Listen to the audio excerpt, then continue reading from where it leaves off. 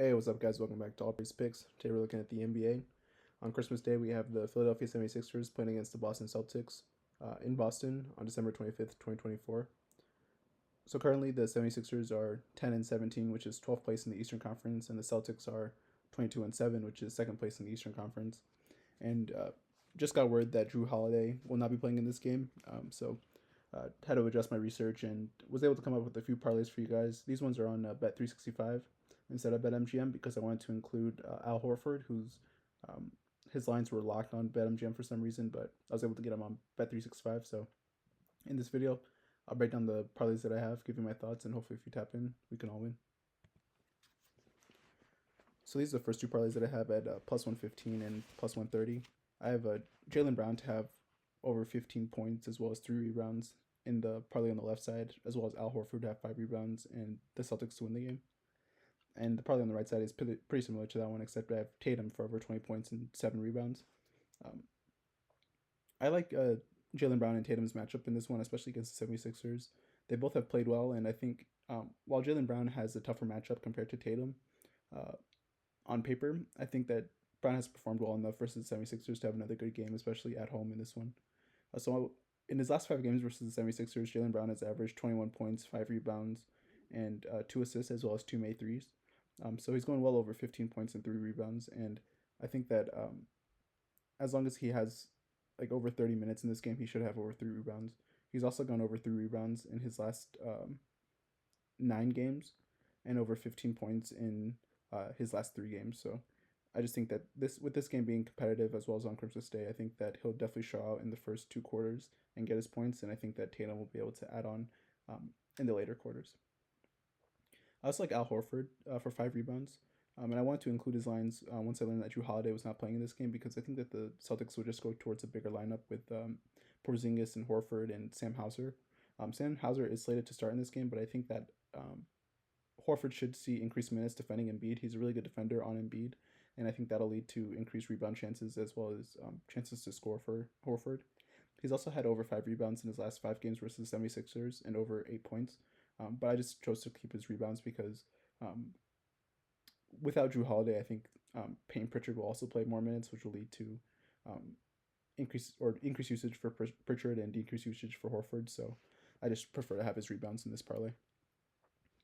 Looking at Tatum versus the 76ers. So in his last 5, he's averaged 29 points, 11 rebounds, 6 assists, and 3 made 3-pointers.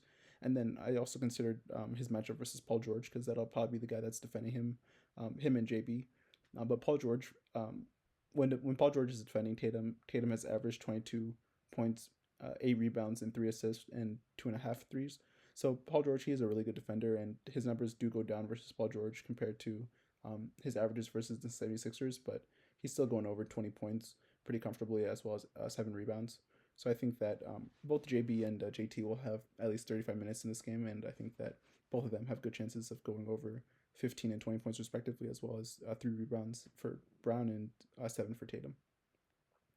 I also like the Celtics overall, even though they don't have Drew Holiday playing in this game. I think that the increased production from guys off the bench like Sam Hauser and Payton Pritchard, as well as Al Horford, will help push the Celtics towards a win in this game. And at plus 115 and plus 130, I like the odds on both of these parlays. So I put 1 unit on each parlay for a return of 115% or 130% for the parlay on the right side. As always, just have bankroll management, understanding of your finances when deciding to place these bets if you do decide to place it with me. Now this is the next parlay I have at minus 110 on Bet365, so for about a 90% return on investment. I just included Brown and Tatum to have over 15 and 20 points respectively, as well as their rebounding marks for 3 for Brown and 7 for Tatum. But I also included them to both make 1 3-pointer in the game. The Celtics are top 5 in the NBA in terms of number of 3-point shots attempted, and I think that one, Tatum shoots very well from the 3-point range, and he's been shooting a lot, especially versus the 76ers. He's made at least 2 threes in his last 5 games and averages about 3 threes made per game versus the 76ers in his last 5. And Jaylen Brown, he can be kind of spotty from 3-point range, but he still has averaged 2 made threes versus the 76ers and 1 made 3 versus Paul George in those last 5 games. So I just think that Brown and Tatum both have a good chance of making at least 1 3, and I honestly would probably lean towards Tatum to make two threes before I pick Brown to make 1 3, but I just like the odds at -110 for both of them to make 1 3. And at -110, if you invest 1 unit on this parlay, you have a 90% return on investment. As usual, just have bankroll management and understanding of your finances when deciding to place these bets if you decide to place it with me. So at +135, this is a parlay that I have kind of on like the role players. Well, Tyrese Maxey isn't really a role player. He's kind of like a budding superstar, but I do like his chances of having over 15 points in this game.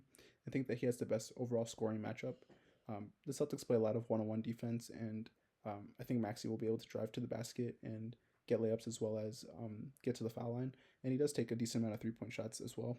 And his last 5 games versus the Celtics, Maxey has averaged 24 points, as well as 3 made threes. So I do like his chances of having over 15 points in this game. And I think that he'll be on the floor the most for the 76ers. Like Embiid, he just returned from injury and has been playing up and down, as well as Paul George still like having continuity with the 76ers. So I think that Maxey as the point guard, while it is a difficult matchup on paper to score points, I think it's a good chance of having over 15. He's also had over 15 points in his last 10 games, and I think that he continues to streak in this one. So then I picked Paul George also to have over 2 3-pointers made in this game. Over his last 5 games, he's attempted at least 4 3-pointers in each of those games and has gone over 2 3-pointers in 3 out of those 5 games. And in his career versus the Celtics, he's averaging 3 made threes per game as well as 24 points. So similar to Maxey, he's able to score, but I think, well, he was obviously on a different team. He was with the Clippers for those last 5 games and had Kawhi Leonard probably missing a few of those games due to injury. So while I think that his offensive usage will be down, I think that he'll still continue to attempt 3-pointers, and I think that's the best way to keep pace with the Celtics and their high-powered offense. I also like Porzingis for over 10 points. Porzingis, he just recently returned from injury, but I just think that he has a pretty good matchup versus Embiid when guarded by him. Porzingis has also had over 10 points in every single game that he's played this season, and in his last 2 games versus the 76ers, he's had over 20 points in both of those games. So I think he has a good chance of having over 10 points, especially if he's taking at least 10 shots in this game. I also like Derek White to have over 10 points. So with Jrue Holiday not playing, I think that Derek White will just see increased minutes as one as a defender on Tyrese Maxey, but also just as another option to facilitate the offense aside from Jason Tatum. So I like his chances for over 10 points because I think that he'll have increased shooting attempts in this game, especially from the 3-point line.